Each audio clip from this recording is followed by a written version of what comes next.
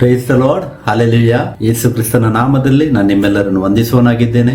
ಯೇಸು ಕ್ರಿಸ್ತನೇ ಸತ್ಯ ದೇವರು, ನಿತ್ಯ ಜೀವ. 1 ಯೋಹಾನ 5ನೇ ಅಧ್ಯಾಯ 20ನೇ ವಾಕ್ಯವನ್ನು ನಾವು ಧ್ಯಾನಿಸಿದ್ದೇವೆ. ಕಳೆದ ಸಂಚಿಕೆಯಲ್ಲಿ ಪವಿತ್ರಾತ್ಮನ ದೂಷಣೆ ಎಂದರೆ ಏನು ಎಂಬುದನ್ನು ನಾವು ಮೊದಲನೇ ಭಾಗದಲ್ಲಿ ಕೆಲವೊಂದು ಅಂಶಗಳನ್ನು ಧ್ಯಾನಿಸಿದ್ದೇವೆ. ಅದರದ್ದೇ ಕಂಟಿನ್ಯೂಷನ್ ಆಗಿ 2ನೇ ಭಾಗದಲ್ಲಿ ಇನ್ನೂ ಕೆಲವು ವಿಷಯಗಳನ್ನು ನಾವು ವಾಕ್ಯ ಭಾಗದಿಂದ ಧ್ಯಾನಿಸುವ. ಕಳೆದ ಸಂಚಿಕೆಯಲ್ಲಿ ನಾವು ಧ್ಯಾನಿಸಿದ ವಿಷಯವಾಗಿದೆ ಮತ್ತಾಯನು ಬರೆದ ಸುವಾರ್ತೆ 12ನೇ ಅಧ್ಯಾಯ 31-32ನೇ ವಾಕ್ಯ, ಮತ್ತೆ ಮಾರ್ಕನು ಬರೆದ ಸುವಾರ್ತೆ 3ನೇ ಅಧ್ಯಾಯ 28, 29, 30ನೇ ವಾಕ್ಯ. ಇಲ್ಲಿ ಈ ವಿಷಯ ಉಲ್ಲೇಖವಾಗಿದೆ. ಏನಂತ ಹೇಳಿದ್ರೆ, ಪವಿತ್ರಾತ್ಮನ ದೂಷಣೆಗೆ ಕ್ಷಮಾಪಣೆ ಇಲ್ಲ. ಒಂದು ವೇಳೆ ಮನುಷ್ಯ ಕುಮಾರನಿಗೆ ಯಾರಾದ್ರೂ ವಿರೋಧವಾಗಿ ಮಾತಾಡಿದರೆ ಅವನಿಗೆ ಕ್ಷಮಿಸಲ್ಪಡುವುದು, ಆದರೆ ಪವಿತ್ರಾತ್ಮನಿಗೆ ವಿರೋಧವಾಗಿ ಮಾತಾಡಿದರೆ ಇಹದಲ್ಲಾಗಲಿ ಪರದಲ್ಲಾಗಲಿ ಕ್ಷಮಾಪಣೆ ಇಲ್ಲ ಅಂತೇಳಿ ಎನ್ನುವಂತ ವಿಷಯ ನಾವು ಧ್ಯಾನಿಸಿದ್ದೇವೆ. ಮತ್ತೆ ನಾವು ಧ್ಯಾನಿಸಿದ ವಿಷಯವಾಗಿದೆ, ನಮಗಿರುವತನ ಒಬ್ಬನೇ ದೇವರು, ಆತನು ದೇಹದಲ್ಲಿದ್ದಾಗ 2 ರೂಲ್ಗಳಾಗಿ ಆತನ ಈ ಲೋಕದಲ್ಲಿದ್ದನು. ಆತನೇ ಮನುಷ್ಯ ಕುಮಾರನಾಗಿದ್ದನು, ಮತ್ತೆ ಆತನೇ ಪವಿತ್ರಾತ್ಮನಾಗಿದ್ದನು ಎಂಬುದನ್ನು ನಾವು ಧ್ಯಾನಿಸಿದ್ದೇವೆ. ಮತ್ತೆ ಇನ್ನೊಂದು ನಾವು ಧ್ಯಾನಿಸಿದ ವಿಷಯ ಏನಾಗಿದೆ ಅಂತ ಹೇಳಿದರೆ, ಲೋಕದ ಮನುಷ್ಯರು ಪವಿತ್ರಾತ್ಮ ದೂಷಣೆ ಮಾಡ್ಲಿಕ್ಕೆ ಆಗುವುದಿಲ್ಲ ಅಂತೇಳಿ ವಾಕ್ಯವು ಸ್ಪಷ್ಟವಾಗಿ ಉಂಟು. ನಾವು ಧ್ಯಾನಿಸಿದ್ದೇವೆ. ಯೋಹಾನನು ಬರೆದ ಸುವಾರ್ತೆ 14ನೇ ಅಧ್ಯಾಯ 17ನೇ ವಾಕ್ಯದಲ್ಲಿ ನಾವು ಧ್ಯಾನಿಸಿದ ವಿಷಯವಾಗಿದೆ,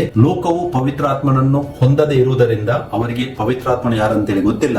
ಆದ್ರೆ ಇವತ್ತು ಪವಿತ್ರಾತ್ಮ ಯಾರಂತ ಗೊತ್ತಿರೋದು ಸಭೆಗೆ ಮಾತ್ರ. ಅಂದರೆ ಯೇಸು ಕ್ರಿಸ್ತನೇ ಪವಿತ್ರಾತ್ಮನಾಗಿದ್ದಾನೆ, ಬಟ್ ಈ ಲೋಕಕ್ಕೆ ಈ ಸತ್ಯವು ಲೋಕಕ್ಕೆ ಗೊತ್ತಿಲ್ಲ. ಅದಕ್ಕೋಸ್ಕರವಾಗಿ ಅವರು ಪವಿತ್ರಾತ್ಮನನ್ನು ಹೊಂದಲಿಕ್ಕೂ ಆಗುದಿಲ್ಲ, ಅವರು ದೂಷಣೆ ಮಾಡ್ಲಿಕ್ಕೆ ಆಗುದಿಲ್ಲ ಅಂತ ನಮಗೆ ನಾವು ಧ್ಯಾನಿಸಿದ್ದೇವೆ. ಮತ್ತೆ ನಾವು ಧ್ಯಾನಿಸಿದ ವಿಷಯ ಏನಂತ ಹೇಳಿದ್ರೆ, ಯೇಸು ಕ್ರಿಸ್ತನ ಮನುಷ್ಯ ಕುಮಾರನ ರೋಲ್ ಇದೆ, ಅದು ಎಲ್ಲರೂ ಇವಾಗ ಲೋಕಕ್ಕೆ ಪ್ರಕಟಿಸುವವರಾಗಿದ್ದಾರೆ. ಮತ್ತೆ ಯೋಹಾನನು ಬರೆದ ಸುವಾರ್ತೆ 3ನೇ ಅಧ್ಯಾಯ 18ನೇ ವಾಕ್ಯವನ್ನು ಕೂಡ ನಾವು ಧ್ಯಾನಿಸಿದಾಗ ಅಲ್ಲಿ ವಾಕ್ಯ ಹೇಳುತ್ತದೆ, ಯೇಸು ಕ್ರಿಸ್ತ ಅಂದರೆ ದೇವರ ಒಬ್ಬನೇ ಮಗನ ಯೇಸು ಕ್ರಿಸ್ತನ ಹೆಸರನ್ನು ಲೋಕವು ನಂಬದೇ ಇರುವುದರಿಂದ ಆವಾಗಲೇ ಅವರಿಗೆ ತೀರ್ಪು ಆಗಿ ಹೋಯ್ತು ಅಂತ ಹೇಳ್ತದೆ. ಅಂದ್ರೆ ಮನುಷ್ಯ ಕುಮಾರನನ್ನು ಯಾವಾಗ ನಾವು ಪ್ರಕಟಿಸ್ತೇವೆ ಲೋಕಕ್ಕೆ, ಯೇಸು ಕ್ರಿಸ್ತನೆಂಬ ಹೆಸರನ್ನು, ಆ ಹೆಸರಿನ ಮೇಲೆ ಯಾರಾದ್ರೂ ನಂಬಿಕೆ ಇಡುವುದಾದರೆ ಮತ್ತೆ ಆ ಹೆಸರನ್ನು ಅಂಗೀಕರಿಸುವುದಾದರೆ ಲೋಕವು ರಕ್ಷಿಸಲ್ಪಡುತ್ತದೆ ಎಂದು ವಾಕ್ಯ ಸ್ಪಷ್ಟ ಉಂಟು. ರಕ್ಷಣೆ ಎಂಬ ಸತ್ಯದ ಸುವಾರ್ತೆಯನ್ನು ಎಕ್ಸೆಪ್ಟ್ ಮಾಡಿದಾಗ, ಯೇಸು ಕ್ರಿಸ್ತನ ಮೇಲೆ ನಂಬಿಕೆ ಇಟ್ಟು ಆತನ ಅಂಗೀಕರಿಸುವುದರಿಂದ ಪವಿತ್ರಾತ್ಮನ ಎಂಬ ಮುದ್ರೆಯನ್ನು ನಾವೆಲ್ಲರೂ ಹೊಂದುತ್ತೇವೆ ಅಂತ ಹೇಳಿ ವಾಕ್ಯವು ಸ್ಪಷ್ಟ ಆಗ್ತದೆ. ಯಾವಾಗ ನಾವು ಆ ಮುದ್ರೆಯನ್ನು ಹೊಂದುತ್ತೇವೆ ಆವಾಗ ನಮಗೆ ಗೊತ್ತಾಗ್ತದೆ ಪವಿತ್ರಾತ್ಮನು ಯಾರು ಅಂತೇಳಿ. ಸೊ ಪವಿತ್ರಾತ್ಮನ ದೂಷಣೆ ಮಾಡುವುದು ಸಭೆ ಅಂತೇಳಿ ಸ್ಪಷ್ಟವಾಗಿ ಉಂಟು ವಾಕ್ಯದಲ್ಲಿ ನಮಗೆ ಅರಿಯಲಿಕ್ಕೆ ಆಗ್ತದೆ. ಲೋಕವು ದೂಷಣೆ ಮಾಡುವುದಿಲ್ಲ ಎಂಬುವಂತದ್ದು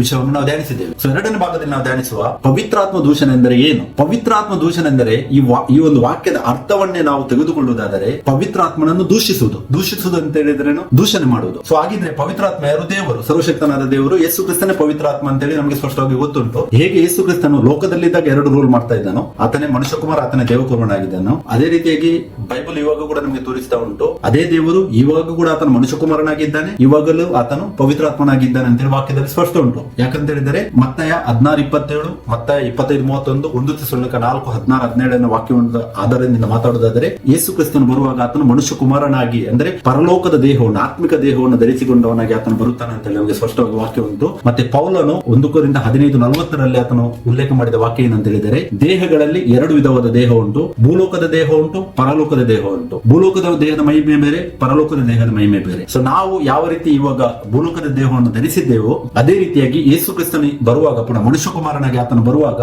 ನಾವು ಕೂಡ ಆತ್ಮಿಕವಾದ ದೇಹವನ್ನು, ಅಂದ್ರೆ ಪರಲೋಕದ ದೇಹವನ್ನು ಧರಿಸುವವರಾಗಿದ್ದೇವೆ ಅಂತೇಳಿ ವಾಕ್ಯ ಸ್ಪಷ್ಟವಾಗಿ ಹೇಳುತ್ತದೆ. ಮತ್ತೆ ನಾವು ಧ್ಯಾನಿಸಿದ ವಿಷಯವಾಗಿದೆ ಏನಂತ ಹೇಳಿದ್ರೆ, ಸೇಮ್ ಟೈಮ್ ಆತನು ಇವಾಗ ಕೂಡ ಹೇಗೆ ಆತನು ಇವಾಗಲೂ ಮನುಷ್ಯ ಕುಮಾರನಾಗಿದ್ದಾನೋ ಅದೇ ತರ ಆತನು ಪವಿತ್ರಾತ್ಮನಾಗಿ ಎಲ್ಲರಲ್ಲೂ ಕೂಡ ವಾಸಿಸ್ತಾನೆ ಅಂತೇಳಿ 1 ಕೊರಿಂಥ 3:16, 1 ಕೊರಿಂಥ 6:19, 2 ಕೊರಿಂಥ 6:16 ವಾಕ್ಯ ಹೇಳ್ತದೆ. ಸೊ ಹಾಗಿದ್ರೆ ಈ ಪವಿತ್ರಾತ್ಮ ದೂಷಣೆ ಅಂತ ಹೇಳಿದರೆ, ಪವಿತ್ರಾತ್ಮನನ್ನು ನಾವು ದೂಷಿಸುವುದು ಅಂದ್ರೆ ಸರ್ವಶಕ್ತನಾದ ದೇವರನಿಗೆ ದೂಷಣೆ ಮಾಡುವುದು ಅಂತೇಳಿ ಆ ವಾಕ್ಯದ ಅರ್ಥವಾಗಿ. ಸೊ ಹಾಗಿದ್ರೆ ನಾನಿವಾಗ ಒಂದು ವೇಳೆ ಯಾರ ಹತ್ರ ಆದರೂ ಒಂದು ನಾವು ಕೇಳುವುದಾದರೆ, ಒಂದು ಸಭೆಯಲ್ಲಿಯ ಅಥವಾ ಒಬ್ಬ ವಿಶ್ವಾಸಿ ಅಥವಾ ಒಬ್ಬ ಬೋಧಕನ ಹತ್ರ ಕೂಡ, ಬ್ರದರ್ ನೀವು ಪವಿತ್ರಾತ್ಮ ದೂಷಣೆ ಮಾಡ್ತೀರಾ ಅಂತ ಹೇಳಿದರೆ, ಯಾರು ಹೇಳಲ್ಲ ನಾನು ದೂಷಣೆ ಮಾಡ್ತಾ ಇದ್ದೇನೆ ಅಂತೇಳಿ. ಯಾಕಂತ ಹೇಳಿದ್ರೆ ಎಲ್ಲರೂ ದೇವರನ್ನು ಆರಾಧಿಸ್ತಾರೆ, ಎಲ್ಲರೂ ತಮಗೆ ಏನು ಕಲಿಸಿದ್ದಾರೆ ಅದರ ಪ್ರಕಾರವಾಗಿ ದೇವರನ್ನು ಆರಾಧಿಸುವವರಾಗಿದ್ದಾರೆ. ಸೊ ಯಾರು ಪವಿತ್ರಾತ್ಮನ ನಾನು ದೂಷಣೆ ಮಾಡ್ತೇನೆ ಅಂತೇಳಿ ಎಗ್ರೆ ಆಗ್ಲಿಕ್ಕೆ ರೆಡಿ ಇಲ್ಲ ಅಂತೇಳಿ ಸ್ಪಷ್ಟವಾಗಿದೆ. ಸೊ ಹಾಗಿದ್ರೆ ಎಲ್ಲರ ಉದ್ದೇಶವೇನಾಗಿದೆ ಅಂದ್ರೆ, ಎಲ್ಲರ ಜ್ಞಾನದ ಪ್ರಕಾರ ಅಥವಾ ಬುದ್ಧಿವಂತಿಕೆ ಪ್ರಕಾರ ಎಲ್ಲರೂ ದೇವರನ್ನು ಆರಾಧಿಸ್ತಾರೆ. ಆದರೆ ಪವಿತ್ರಾತ್ಮ ದೂಷಣೆ ಯಾವಾಗ ಆಗ್ತದೆ ಅಂತೇಳಿ ನಾವು ವಾಕ್ಯ ಭಾಗದಲ್ಲಿ ಧ್ಯಾನಿಸಬೇಕು. ನೋಡಿ,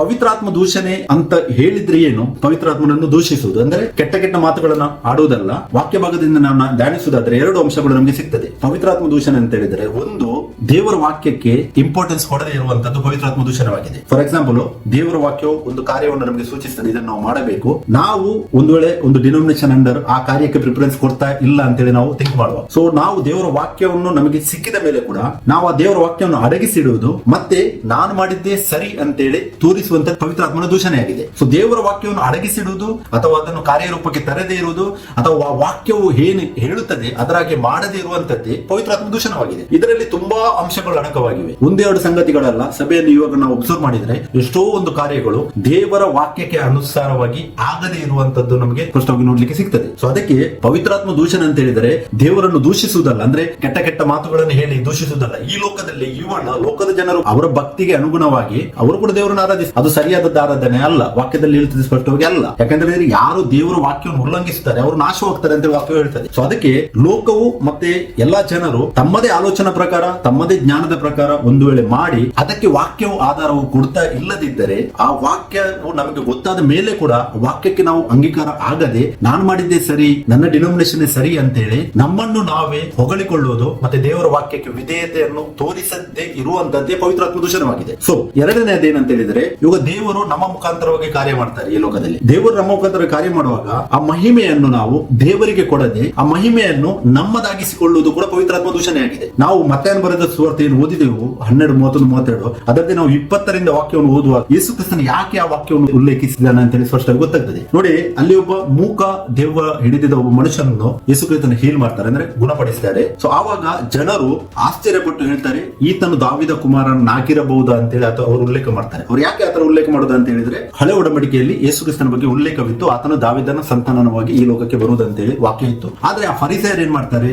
ಇಲ್ಲ ಇವನು ಬೆಲೆಸ್ಬುಲ್ಲನ ಅಂತೇಳಿ ಒಂದು ಸೈತಾನನ ಹೆಸರು ಕೊಟ್ಟಿದ್ದಾರೆ, ಅಲ್ಲಿ ಆ ಹೆಸರಿನಿಂದಲೇ ಆತನು ಮಾಡುವುದಂತೇಳಿ ಅವ್ರು ಹೇಳ್ತಾರೆ. ಆ ಟೈಮಲ್ಲಿ ಯೇಸು ಕ್ರಿಸ್ತನಲ್ಲಿ ಹೇಳ್ತಾನೆ, ಒಂದು ವೇಳೆ ಸೈತಾನನನ್ನು ಬಿಡಿಸುವುದಾದರೆ ಅವರ ರಾಜ್ಯದಲ್ಲಿ ಏನಾಯ್ತು, ಅವರು ಭೇದವನ್ನು ಉಂಟು ಮಾಡಿದಾಗೆ ಆಯ್ತು, ಮತ್ತೆ ಅದು ಆಗ್ಲಿಕ್ಕೆ ಹೇಗೆ ಸಾಧ್ಯ ಅಂತ ಹೇಳಿ ಆತನು ಹೇಳ್ತಾನೆ. ಮತ್ತೆ ಯೇಸು ಕ್ರಿಸ್ತನಲ್ಲಿ ಮುಂದೆ ಹೇಳ್ತಾನೆ, ಒಂದು ವೇಳೆ ನಾನು ದೇವರ ಆತ್ಮನಿಂದ ಅಂದ್ರೆ ಪವಿತ್ರ ಆತ್ಮನಿಂದ ನಾನು ಈ ದೆವ್ವಗಳನ್ನು ಬಿಡಿಸುವುದಾದರೆ ದೇವರ ರಾಜ್ಯವು ನಿಮ್ಮ ಹತ್ತಿರಕ್ಕೆ ಬಂದ ಹಾಗೆ ಆಯ್ತು ಅಂತೇಳಿ ಆತನ ಉಲ್ಲೇಖ ಮಾಡ್ತಾನೆ. ಅಲ್ಲಿ ನಮ್ಗೆ ಗೊತ್ತುಂಟು ಯೇಸು ಕ್ರಿಸ್ತನೇ ಪವಿತ್ರ ಆತ್ಮನು ಆತನಲ್ಲೇ ವಾಸಿಸ್ತಾ ಇದ್ದಾನೆ ಅಂತೇಳಿ ರೋಮನ್ಸ್ 1:4 ಸ್ಪಷ್ಟವಾಗಿ ಉಲ್ಲೇಖವಾಗಿದೆ. ಯಾಕಂದ್ರೆ ಆತನು ದೇಹದಲ್ಲಿದ್ದಾಗ ಪವಿತ್ರವಾದ ಆತ್ಮವುಳ್ಳವನಾಗಿದ್ದಾನೆ ಅಂತ ವಾಕ್ಯ ಉಂಟು. ಸೊ ಆತನು ಪವಿತ್ರ ಆತ್ಮನಿಂದ ಆ ಕಾರ್ಯವನ್ನು ಮಾಡಿದಾಗ ಫರಿಸಾಯರು ಆ ಮಹಿಮೆಯನ್ನು ಏನ್ ಮಾಡ್ತಾರೆ, ಅವರು ಸೈತಾನನಿಗೆ ಕೊಡುವುದನ್ನಲ್ಲಿ ನಮಗೆ ನೋಡ್ಲಿಕ್ಕೆ ಸಿಗ್ತದೆ. ಆ ಟೈಮ್ ಅಲ್ಲಿ ಯೇಸು ಕ್ರಿಸ್ತನು ಹೇಳ್ತಾನೆ, ದೇವರು ಏನು ಕಾರ್ಯವನ್ನು ಮಾಡಿದ್ದಾನೆ ಆತನ ಮುಖಾಂತರವಾಗಿ, ಸೊ ನಾವು ಅವರು ಪವಿತ್ರಾತ್ಮನಿಗೆ ಆ ಮಹಿಮೆಯನ್ನು ಕೊಡದೇ ಇರುವಂತದ್ದನ್ನೇ ಆತನು ಪವಿತ್ರಾತ್ಮನ ದೂಷಣೆ ಅಂತೇಳಿ ಅಲ್ಲಿ ಸ್ಪಷ್ಟವಾಗಿ ಉಲ್ಲೇಖ ಮಾಡ್ತಾನೆ. ಸೊ ಅದಕ್ಕೆ ಇವತ್ತು ಪವಿತ್ರಾತ್ಮನ ಬಗ್ಗೆ ಗೊತ್ತಿರುವುದು ಯಾರು, ಗೊತ್ತಿರುವುದು ಸಭೆಯಲ್ಲಿಯೇ ಪವಿತ್ರಾತ್ಮನ ಉಲ್ಲಂಘನೆ ಆಗ್ತದೆ ಅಂತೇಳಿ ನಮಗೆ ಸ್ಪಷ್ಟವಾಗಿ ಅರಿಕೆ ಆಗ್ತದೆ. ಯಾರು ದೇವರ ವಾಕ್ಯವನ್ನು ಉಲ್ಲಂಘಿಸ್ತಾರೆ ಅಥವಾ ಅದನ್ನು ತನಗೆ ಬೇಕಾದ ಹಾಗೆ ಅಳವಡಿಸ್ತಾರೆ ಅಥವಾ ವಾಕ್ಯವು ಹೇಗೆ ಹೇಳುತ್ತದೆ ಆ ತರ ಕಾರ್ಯರೂಪಕ್ಕೆ ತರದೆ ತಾನು ಮಾಡಿದ್ದೇ ಸರಿ, ತನ್ನ ಡಿನೋಮಿನೇಷನ್ ಸರಿ ಅಂತೇಳಿ ಏನು ಮಾಡ್ಲಿಕ್ಕೆ ಹೋಗ್ತಾರೆ, ಅದು ಪವಿತ್ರಾತ್ಮನ ಉಲ್ಲಂಘನೆಯಾಗಿದೆ. ಯೋಹಾನ 6:63 ಯೇಸು ಕ್ರಿಸ್ತನು ಹೇಳಿದ ಮಾತು ಏನಾಗಿದೆ, ನಾನು ಹೇಳಿದ ಮಾತುಗಳೇ ನಿಮಗೆ ಆತ್ಮವಾಗಿ ಜೀವವಾಗಿ ಇವೆ ಅಂತೇಳಿ ಯೇಸು ಕ್ರಿಸ್ತನು ಸ್ಪಷ್ಟವಾಗಿ ಹೇಳಿದ್ದಾನೆ. ಸೊ ಯೇಸು ಕ್ರಿಸ್ತನು ಹೇಳಿದ ಮಾತುಗಳಲ್ಲಿ ಅಂದ್ರೆ ಅದೇ ಮಾತುಗಳು ಇವತ್ತು ಬೈಬಲ್ ಅಲ್ಲಿ ನಮಗೆ ರೆಕಾರ್ಡ್ ಆಗಿದೆ. ಆ ಬೈಬಲ್ ಅಲ್ಲಿ ರೆಕಾರ್ಡ್ ಆದಷ್ಟು ದಿನ ಅದು ಬೈಬಲ್ ಅಲ್ಲಿ ಇರ್ತದೆ. ಬಟ್ ಯಾವಾಗ ಅದನ್ನು ನಾವು ಕೈಕೊಂಡು ನಡೆಯುತ್ತೇವೆ ಆ ವಾಕ್ಯಗಳಿಗೆ ಜೀವ ಬರ್ತದೆ ಅಂತೇಳಿ ಬೈಬಲ್ ನಮಗೆ ಸ್ಪಷ್ಟವಾಗಿ ತೋರಿಸ್ತದೆ. ಅಂದ್ರೆ ವಾಕ್ಯಕ್ಕೆ ಜೀವ ಉಂಟು, ದೇವರ ವಾಕ್ಯಕ್ಕೆ ಜೀವ ಉಂಟು. ಅದಕ್ಕೆ ದೇವರ ವಾಕ್ಯಕ್ಕೆ ಅತಿ ಪ್ರಾಮುಖ್ಯವಾದ ಸ್ಥಾನವನ್ನು ನಮ್ಮ ಜೀವಿತದಲ್ಲಿ ಕೊಡಬೇಕಂತೇಳಿ ನಮಗೆ ಸ್ಪಷ್ಟವಾಗಿ ಅರಿಯಬೇಕು. ದೇವರೇ ತನ್ನ ವಾಕ್ಯಕ್ಕೆ ಅತಿ ಪ್ರಾಮುಖ್ಯತೆಯನ್ನು ಕೊಟ್ಟಿದ್ದಾನೆ. ಮತ್ತೆ ಆತನು ನುಡಿದಿದ್ದ ಒಂದೊಂದು ಕಾರ್ಯಗಳನ್ನು ಆ ಟೈಮ್ ಅಲ್ಲಿ ಸರಿಯಾಗಿ 1 ಸೆಕೆಂಡ್ ಕೂಡ ಹೆಚ್ಚು ಕಮ್ಮಿ ಆಗದೆ ಇರುವಂತೆ ಆತನು ಫುಲ್ಫಿಲ್ ಕೂಡ ಮಾಡ್ತಾ ಇದ್ದಾನೆ. ಅದಕ್ಕೆಲ್ಲ ನಮಗೆ ನಾವು ವಾಕ್ಯದಿಂದ ಧ್ಯಾನಿಸ್ತೇವೆ. ಸೊ ಅದಕ್ಕೆ ನೋಡಿ, ಜ್ಞಾನೋಕ್ತಿ 13:13 ಹೇಳ್ತಾ ಉಂಟು, ದೇವರ ವಾಕ್ಯವನ್ನು ಉಲ್ಲಂಘಿಸುವವನು ನಾಶವಾಗುವನು, ಆ ಆಜ್ಞೆಯನ್ನು ಭಯಭಕ್ತಿಯಿಂದ ಕೈಗೊಳ್ಳುವವನು ಸುಫಲತೆಯನ್ನು ಹೊಂದುವನು ಅಂತ ಹೇಳುವ ಕೇಳುತ್ತದೆ. ದೇವರ ವಾಕ್ಯವನ್ನು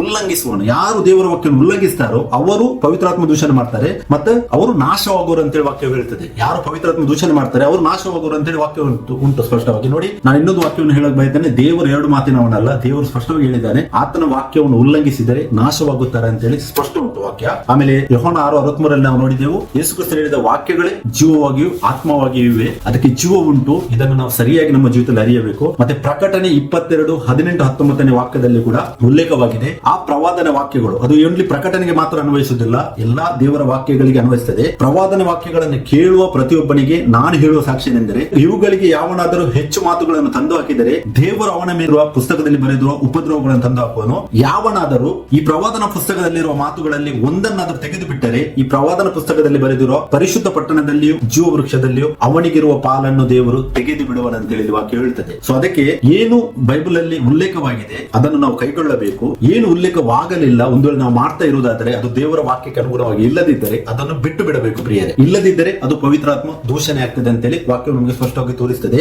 ಮತ್ತು 1 ಕೊರಿಂಥ 2:4 ಕೂಡ ಪೌಲನು ಈ ತರ ಹೇಳ್ತಾನೆ, ನಿಮ್ಮ ನಂಬಿಕೆಯು ಮನುಷ್ಯ ಜ್ಞಾನವನ್ನು ಆಧಾರ ಮಾಡಿಕೊಳ್ಳದೆ ದೇವರ ಶಕ್ತಿಯನ್ನು ಆಧಾರ ಮಾಡಿಕೊಂಡಿರಬೇಕೆಂದು ನನ್ನ ಬೋಧನೆಯಲ್ಲಿಯೂ ಪ್ರಸಂಗದಲ್ಲಿಯೂ ಮನವೊಲಿಸುವ ಜ್ಞಾನ ವಾಕ್ಯಗಳನ್ನು ಪ್ರಯೋಗಿಸದೆ ದೇವರಾತ್ಮನ ಬಲವನ್ನು ತೋರ್ಪಡಿಸುವ ವಾಕ್ಯಗಳನ್ನೇ ಪ್ರಯೋಗಿಸಿದ ಕೊಟ್ಟಿದ್ದಾನೆ ಅಂತ ಹೇಳ್ತಾನೆ. ಪೌಲನ ಮುಖಾಂತರವಾಗಿ ದೇವರು ಏನು ಬರೆದಿದ್ದಾನೆ ಬೈಬಲ್ ಅಲ್ಲಿ ನಮಗೆ, ಅದು ದೇವರ ಆತ್ಮನ ಬಲವನ್ನು ತೋರ್ಪಡಿಸುವ ವಾಕ್ಯಗಳಂತೇಳಿ ಇಲ್ಲಿ ಸ್ಪಷ್ಟವಾಗಿ ಪೌಲನು ಉಲ್ಲೇಖ ಮಾಡಿದ್ದಾನೆ. ಸೊ ಅದಕ್ಕೆ ಆ ವಾಕ್ಯಗಳನ್ನು ಯಾವಾಗ ನಾವು ಕೈಕೊಳ್ಳುತ್ತೇವೆ ಆ ವಾಕ್ಯಕ್ಕೆ ಜೀವ ಸಿಗುವಂತದ್ದಾಗಿದೆ ಮತ್ತು ಆ ವಾಕ್ಯವು ನಮ್ಮ ಜೀವಿತದಲ್ಲಿ ಕಾರ್ಯವನ್ನು ಮಾಡುವಂತದ್ದಾಗಿದೆ. ದೇವರು ತನ್ನ ವಾಕ್ಯಕ್ಕೆ ಅತಿ ಶ್ರೇಷ್ಠವಾದ ಸ್ಥಾನವನ್ನು ಕೊಟ್ಟಿದ್ದಾನೆ ಅಂತ ಹೇಳಿ ಕೀರ್ತನ 119:89 ವಾಕ್ಯ ಹೇಳುತ್ತದೆ. ಸೊ ಅದಕ್ಕೆ ನಮಗೆ ಇವತ್ತು ಮಾದರಿ ಯಾರು? ನಮಗೆ ಮಾದರಿಯಾಗಿದ್ದಾರೆ ಆದಿ ಅಪೊಸ್ತಲರು. ನಾವು ಫಿಲಿಪಿಯರಿಗೆ ಬರೆದ ಪತ್ರಿಕೆಯಲ್ಲಿ 3:17 ವಾಕ್ಯ, 1 ಕೊರಿಂಥ 11:1 ವಾಕ್ಯವನ್ನು ಓದುವಾಗ ಪೌಲನು ಹೇಳ್ತಾನೆ, ನಾವು ಕ್ರಿಸ್ತನನ್ನು ಅನುಸರಿಸಿದ ಹಾಗೆ ನೀವು ನಮ್ಮನ್ನು ಅನುಸರಿಸಿ ಅಂತೇಳಿ ಹೇಳ್ತಾನೆ. ಅಂದ್ರೆ ಸಭೆಗೆ ಆತನು ಬರೆಯುವಾಗ ಬರೀತಾನೆ, ಸಭೆಯಾಗಿ ನಾವು ಕೂಡಿಕೊಳ್ಳುವುದು, ಸಭೆಯಾಗಿ ನಾವು ಏನು ಮಾಡಬೇಕು, ಯಾವ ತರ ಮುಂದೆ ಹೋಗಬೇಕು, ದೇವರ ವಾಕ್ಯವನ್ನು ಯಾವ ತರ ಕೈಕೊಂಡು ನಡೆಯಬೇಕು, ಎಲ್ಲಾ ವಿಷಯಗಳನ್ನು ಪೌಲನ ಮುಖಾಂತರವಾಗಿ ದೇವರು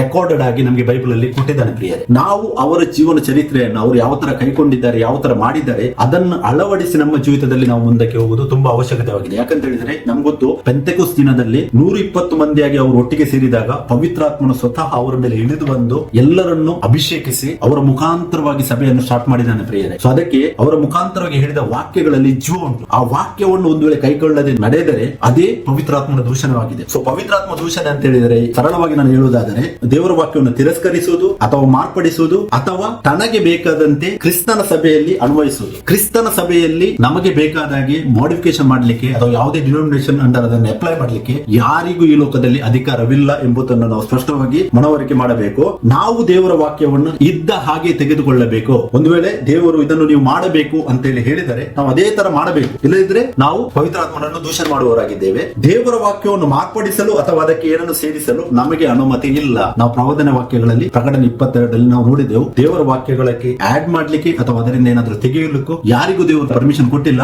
ಒಂದು ಡಿನೋಮಿನೇಷನ್ ಅಂಡರ್ ಒಂದು ವೇಳೆ ಬೇಕಾದಾಗೆ ಜನರು ಅದನ್ನು ಅಪ್ಲೈ ಮಾಡ್ತಾ ಇರುವುದಾದ್ರೆ ಆ ಎಲ್ಲಾ ಡಿನೋಮಿನೇಷನ್ಸ್ ನವರು ಏನ್ ಮಾಡ್ತಾ ಇದ್ದಾರೆ, ಪವಿತ್ರಾತ್ಮ ದೂಷಣೆಯನ್ನು ಮಾಡ್ತಾ ಇದ್ದಾರೆ ಅಂತ ಹೇಳಿ ಸ್ಪಷ್ಟ ಉಂಟು. ಸೊ ಅದಕ್ಕೆ ವಾಕ್ಯವು ಏನು ಹೇಳ್ತದೆ ಅದನ್ನು ನಮ್ಮ ಜೀವಿತದಲ್ಲಿ ನಾವು ಅಂಗೀಕರಿಸುವ, ವಾಕ್ಯಕ್ಕೆ ನಮ್ಮನ್ನು ನಾವು ತಗ್ಗಿಸಿಕೊಳ್ಳುವ, ವಾಕ್ಯಕ್ಕೆ ನಮ್ಮನ್ನು ನಾವು ಸಮರ್ಪಿಸಿಕೊಂಡು ನಮ್ಮ ಜೀವಿತದಲ್ಲಿ ಮುಂದಕ್ಕೆ ನಡೆಯುವ. ಪ್ರಿಯರೇ, ಇದನ್ನು ಮನವರಿಕೆ ಮಾಡಿ ಮತ್ತೆ ನೆಕ್ಸ್ಟ್ ಥರ್ಡ್ ಪಾರ್ಟ್ ಅಲ್ಲಿ ನಾನು ಎಕ್ಸ್ಪ್ಲೇನ್ ಮಾಡುವವನಾಗಿದ್ದೇನೆ. ಪವಿತ್ರಾತ್ಮ ದೂಷಣೆಯು ಸಭೆಯಲ್ಲಿ ಯಾವ ಯಾವ ರೀತಿಯಲ್ಲಿ ಇವಾಗ ನಡೀತಾ ಇದೆ ಅಂತೇಳಿ ನಿಮಗೆ ವಾಕ್ಯ ಭಾಗದಲ್ಲಿ ನಾನು ತೋರಿಸುವವನಾಗಿದ್ದೇನೆ. ಮತ್ತೆ ಯಾರೆಲ್ಲ ಈ ವಿಡಿಯೋ ನೋಡ್ತಾ ಇದ್ದೀರಾ, ಈ ವಾಕ್ಯ ಭಾಗವನ್ನು ನೀವು ಧ್ಯಾನಿಸ್ತಾ ಇದ್ದೀರಾ, ನಾನೆಲ್ಲದಕ್ಕೂ ವಾಕ್ಯದ ರೆಫರೆನ್ಸ್ ಅನ್ನು ನಿಮಗೆ ಶೇರ್ ಮಾಡ್ತೇನೆ. ವಾಕ್ಯಕ್ಕೆ ನಿಮ್ಮನ್ನು ನೀವು ತಗ್ಗಿಸಿಕೊಳ್ಳಿರಿ ಮತ್ತೆ ನಿತ್ಯತ್ವಕ್ಕಾಗಿ ನಿಮ್ಮನ್ನು ನೀವು ನಡೆಸಿ ಅಂತೇಳಿ ನಿಮ್ಮನ್ನು ನಾನು ಎನ್ಕರೇಜ್ ಮಾಡ್ತೇನೆ, ವಾಕ್ಯದಲ್ಲಿ ಎಚ್ಚರಿಸುವನಾಗಿದೆ. ಸೊ ಅದಕ್ಕೆ ಆತನ ಈ ವಾಕ್ಯಗಳನ್ನು, ವಾಕ್ಯದ ಗೂಢಾರ್ಥವನ್ನು ಪ್ರಕಟಿಸ್ತಾ ಇರುವುದಕ್ಕಾಗಿ ಆತನಿಗೆ ಸ್ತೋತ್ರ. ಎಲ್ಲಾ ಘನ ಮಾನ ಮಹಿಮೆ ನಮ್ಮ ಕರ್ತನು ಒಡೆಯನು ರಕ್ಷಕನು ಆದಂತ ಕರ್ತನಾದ ಯೇಸು ಕ್ರಿಸ್ತನಿಗೆ ಸಲ್ಲಿಸ್ತೇನೆ. Thank you. Praise the lord. ನಿಮಗೆ ಏನಾದರೂ ಡೌಟ್ ಇರುವುದಾದ್ರೆ, ಕ್ವಶನ್ಸ್ ಇರುವುದಾದ್ರೆ ನಮ್ಮ ನಂಬರ್ ಇಲ್ಲಿ ರಿಫ್ಲೆಕ್ಟ್ ಆಗಿದೆ. ಎನಿ ಟೈಮ್ ನಮಗೆ ಕಾಂಟ್ಯಾಕ್ಟ್ ಮಾಡಬಹುದು, ನಾವು ವಾಕ್ಯ ಭಾಗದಲ್ಲಿ ಡಿಸ್ಕಸ್ ಮಾಡುವ. Thank you. Praise the Lord. Amen.